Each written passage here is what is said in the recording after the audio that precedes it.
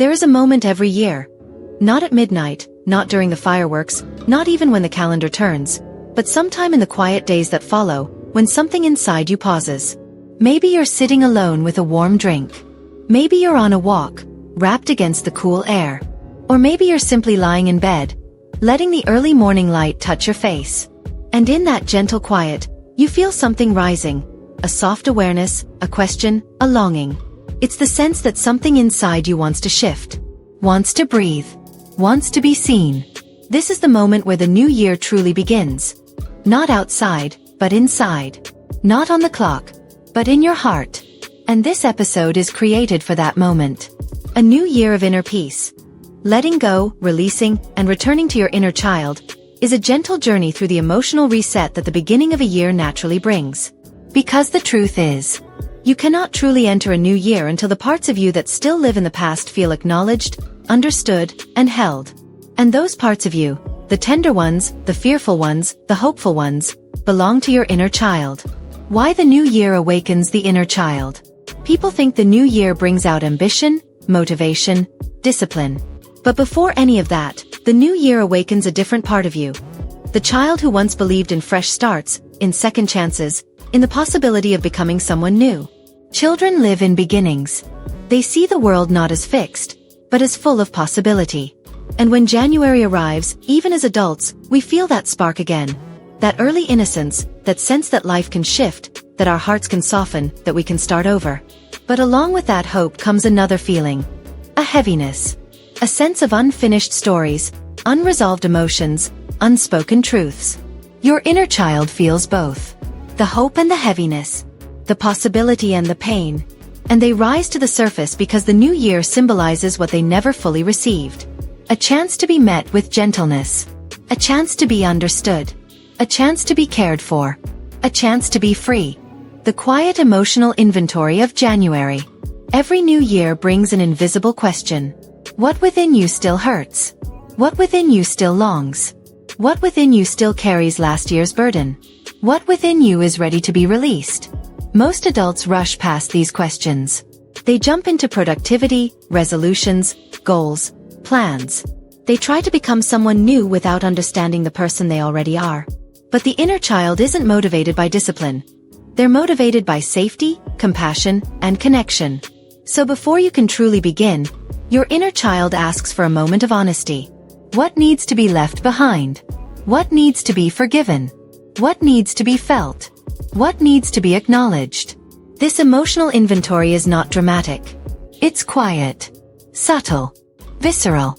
It shows up as a tiredness you can't explain, a sudden sadness, a longing for rest, a craving for simplicity, a desire to start clean, a fear of repeating old patterns, a yearning for softness, a pull toward introspection. These aren't weaknesses. These are invitations. Your inner child is trying to guide you into the new year. Not through force, but through truth. The patterns you bring into a new year without realizing it. Most people think a new year is an empty slate. But emotionally, it's more like a suitcase. You bring with you everything you didn't unpack from the year before. Your inner child feels this weight. Unprocessed grief. Unspoken disappointments. Unmet expectations.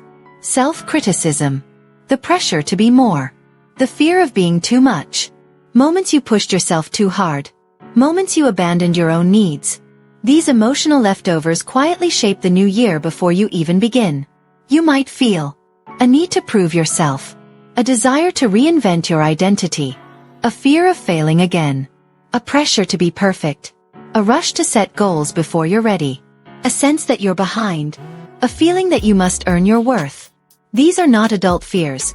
These are childhood wounds reenacting themselves through adult behaviors. Your inner child is not trying to sabotage your growth. They're trying to protect you from the pain you felt long ago. But to grow into a year of inner peace, you need to gently separate what belongs in the past from what belongs in your future. How the inner child interprets the new year. You might not realize this, but your inner child sees the new year differently than you do. To your adult mind, a new year is a checklist. Goals, habits, productivity, improvement. But to your inner child, a new year is a question. Am I allowed to rest now? Am I finally safe? Will you listen to me this year? Will you slow down for me? Will you stop being so hard on yourself? Will you let yourself feel? Will you choose softness over pressure? Will you stay with me even when I'm scared? The inner child doesn't crave achievement. They crave presence, connection, consistency, compassion. And the beginning of the year is a beautiful moment to offer them what they've always needed. Letting the inner child lead. Gently. There is a powerful shift that happens when you choose not to enter the new year through discipline, fear, or urgency, but through softness. Your inner child can lead you into a year that feels different from the inside out. A year where you release instead of push, rest instead of rush, reflect instead of numb, soften instead of tighten, heal instead of hide, choose instead of react, listen instead of ignore. When the inner child leads, your life doesn't become childish. It becomes honest. You stop abandoning yourself. You stop running from yourself. You stop fighting yourself. You start returning to yourself. This is the new year your heart has been craving. Not a new year of pressure. A new year of peace. Part 2. The art of releasing what your inner child has been holding. There comes a moment, often quietly, when you realize that stepping into a new year isn't about who you want to become. It's about what you're finally willing to stop carrying. Letting go is one of the most misunderstood experiences in emotional healing. Many people imagine it as a single moment, a decision, a dramatic release, a clean break from the past. But letting go is not an event. It's a process. A soft, continuous unfolding that happens layer by layer, breath by breath. And at the center of that unfolding is your inner child, the part of you who learned to hold things long before you were old enough to understand their weight. In Part 2, we travel into that weight, that emotional storage, that hidden tension. Not to reopen old wounds, but to understand the patterns that must be gently released before the new year can feel like a fresh start from the inside. Because you cannot enter a peaceful year while carrying unspoken burdens from the ones before. Why the past still lives in your body. People say the past is gone, but emotionally, that's not true. The body remembers. The nervous system remembers. The inner child remembers. Every year, you carry forward experiences you never fully processed. Moments you swallowed your feelings. Moments you had to be strong before you were ready. Moments you weren't allowed to express anger or sadness.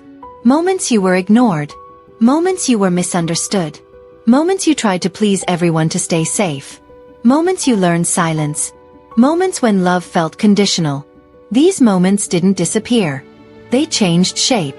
Now they appear as tightness in your chest, a heavy feeling when you wake up, difficulty trusting others, a fear of being too much, a habit of over-explaining yourself, a tendency to push through instead of rest, a voice inside that tells you to be perfect, a quiet panic when conflict arises, a numbness that appears when feelings grow strong. The body expresses what the inner child had to suppress. So letting go begins with noticing these subtle signals, the ways your past still flows through your present.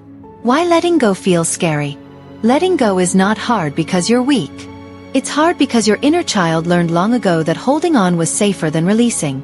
Holding on meant predictability, stability, avoiding abandonment, avoiding punishment, keeping the peace, maintaining connection, staying invisible, protecting your heart. Even painful patterns can feel familiar. And familiar often feels safer than free. This is why letting go can feel like standing at the edge of something unknown. Your adult self says, "I'm ready to move on." But your inner child whispers, "But what will happen to me if we stop holding on?" Releasing requires you to reassure the part of you that once faced the world alone. The emotional layers you're carrying from last year. Even if you can't name them yet, your inner child is carrying layers that must be acknowledged. There are 4 major layers of emotional holding that people bring into a new year. 1. The layer of unspoken disappointment. This includes all the expectations that weren't met, all the hopes that quietly dissolved, all the moments you pretended not to care. Many people underestimate the weight of disappointment. But your inner child feels every bit of it. When something you hoped for doesn't happen, the child in you interprets it as, "I wasn't enough. I should have tried harder. It's my fault." Letting go requires telling your inner child the truth. The outcome never defined your worth. 2. The layer of hidden exhaustion. You may feel tired, but your inner child feels overwhelmed. This is the layer that whispers, I carried too much. I took on too many roles. I didn't rest enough. I didn't slow down. I pushed myself beyond what I could handle. This layer softens when you acknowledge it. Releasing begins the moment you say, I am tired, and I deserve rest. 3. The layer of old fears. These fears often sound like adult worries, but emotionally, they belong to your younger self. What if I fail again? What if I'm disappointed again? What if I'm not ready? What if I can't handle what comes next? Letting go is not about eliminating fear. It's about teaching your inner child that they don't have to face fear alone anymore. 4. The layer of emotional numbness. People rarely talk about this layer, but it's one of the heaviest. Numbness isn't emptiness. Numbness is emotional overflow. It means your inner child held too much, felt too much, carried too much. Numbness dissolves not through forcing yourself to feel, but through creating softness. This is where releasing begins. How releasing actually works. Letting go is not a mental command. It's an emotional permission. The nervous system needs safety. The inner child needs reassurance. The body needs compassion. Releasing happens through awareness, validation, acceptance, softening, gentle truth, emotional rest, and above all presence. You cannot release something you're still trying to outrun. You cannot let go of something you haven't yet acknowledged. You cannot heal something you refuse to feel. Releasing happens in 3 natural phases. Phase 1. Recognition, naming the burden. The first step is noticing what you're carrying. Ask yourself, what feels heavy right now? What memory still bothers me? What am I avoiding feeling? What am I pretending doesn't matter? Your inner child will answer with sensations before words. A lump in the throat. A sinking feeling. A restlessness. A pressure in the chest. A desire to shut down. A sudden urge to distract yourself. These sensations are the language of your emotional body. They're not problems. They're invitations. Phase 2. Allowing, creating space for the feeling. Letting go requires allowing the feeling to exist without judgment. This part is uncomfortable because your inner child learned early on that certain emotions weren't allowed. Anger, sadness, fear, disappointment, confusion, loneliness. So they hid them. And now those emotions are asking to be seen. Allowing does not mean drowning in your feelings. It means sitting with them long enough for them to soften. The emotion you fear the most is often the one your inner child has been carrying the longest. Phase 3. Releasing, the gentle unclenching. Releasing doesn't feel dramatic. It feels like a small exhale, a loosening in the chest, a quiet, unexpected relief, a sense of space inside your body, a thought like, maybe I don't need this anymore, a realization that the memory feels farther away, a soft wave of compassion. Releasing is the moment the inner child stops clinging to something for safety because they finally feel safe with you. This is the emotional freedom that allows you to enter the new year differently. Why releasing is essential before returning to your inner child. Your inner child cannot fully meet you until you release what has been suffocating them. Imagine speaking to a child who is gripping something tightly because they believe their survival depends on it. Before you can comfort them, before you can hold them, before you can offer guidance, you must first help them unclench. Part 2 is that unclenching. Part 3 is the reunion. Part 3 is where the healing truly happens, where the inner child finally feels safe enough to step forward, to trust you, to begin again with you. In Part 3 we explore how to reconnect with your inner child, how to create inner peace as a lifestyle, how to emotionally start the year with softness, how to give your inner child what they've always needed, how to integrate this healing into your everyday life. Part 3. Returning home. A new year with your inner child. There is a moment in every healing journey when the question shifts. In the beginning, the question is, what happened to me? Later the question becomes, how do I fix what happened? But toward the end of healing, the deep, meaningful healing, the question becomes softer, more human, more honest. It becomes, how do I stop abandoning myself? Because true healing isn't about fixing the past. It's about coming home to the child inside you who lived through it. and staying with them, listening to them, loving them, choosing them. Part 3 is about this homecoming. The moment where you step into the new year not as a hardened adult trying to discipline yourself into becoming someone else, but as a compassionate inner parent walking hand in hand with the child you used to be. This is the year you stop leaving yourself behind. The inner child doesn't need a new you. They need a present you. Many people begin the new year with the belief that they must reinvent themselves. New routines, new habits, new personality, new goals, new ways of proving their worth. But the inner child doesn't care about any of that. They care about presence, not productivity. They care about truth, not performance. They care about safety, not success. Your inner child has one question as you step into this new year. Will you stay with me this time? Not until you fail. Not until you feel overwhelmed. Not until your goals feel too heavy. But through everything. The moment you answer yes, the new year becomes different. It stops being a battle and becomes a reunion. How to return to your inner child. Coming back to your inner child is not an emotional event. It's an emotional relationship. It happens gradually, through small choices made with intention. Here are the 4 essential steps of return. 1. Slow down enough to hear them. Your inner child speaks in subtle ways. A heaviness in your chest. A sudden sadness. A tightness in the throat. A need for rest. A desire for softness. A wave of nostalgia. A moment of overwhelm. These are not interruptions. They are attempts at conversation. Every time you ignore these signals, the inner child withdraws. Every time you pause, listen, and acknowledge them, they come closer. Listening is the first act of love. 2. Validate what they feel. As children, most people never had someone say, "It makes sense that you feel this way. You're not wrong. Your emotions matter. You're allowed to feel what you feel. You're not too much." And so validation becomes the medicine they've waited for. Validation is not agreement. Validation is presence. It's the moment your inner child stops believing they are alone with their emotions. 3. Offer the safety they never had. Inner peace doesn't come from forcing yourself to calm down. It comes from finally being safe. Safety is created through consistency. Keeping promises to yourself. Resting when you're tired. Setting boundaries without guilt. Choosing people who respect your heart. Walking away from emotional chaos. Staying present instead of disappearing into old coping patterns. Your inner child stops bracing for impact when your adult self becomes predictable. Gentle. Protective. Stable. This is how you rebuild trust with yourself. 4. Let your adult self lead with compassion. Your inner child is not meant to drive your life. They are meant to be held. Your adult self becomes the gentle guide. Not strict. Not harsh. Not demanding. Not punitive. But steady. Soft. Loving. When the adult self and the child self work together, life doesn't just feel lighter, it feels possible.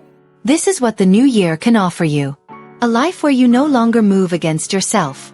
What a new year looks like with your inner child beside you. When you enter the year as a united self, adult and inner child together, everything changes. Stress softens. Anxiety quiets. Self-criticism loosens its grip. Your decisions become grounded instead of reactive. Your relationships become emotional exchanges instead of survival strategies. You stop running from your own mind. You stop fighting your own body. You stop fearing your own heart. Life becomes less about achievement, and more about alignment.